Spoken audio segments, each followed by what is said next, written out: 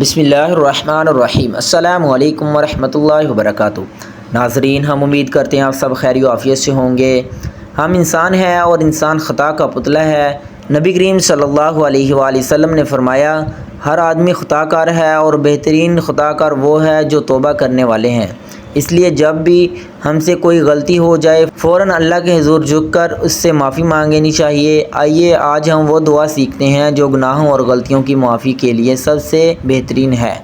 سبحان اللہ۔ کوتاہیوں اور غفلتوں کی معافی کی دعا۔ ربنا اغفر لنا ذنوبنا واسرافنا في امرنا وثبت اقدامنا وانصرنا على القوم الكافرين۔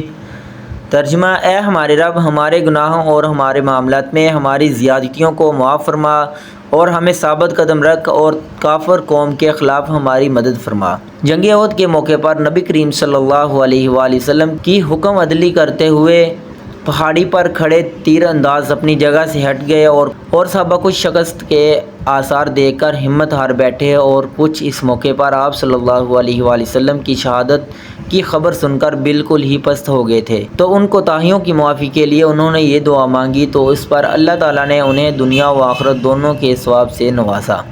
سبحان اللہ۔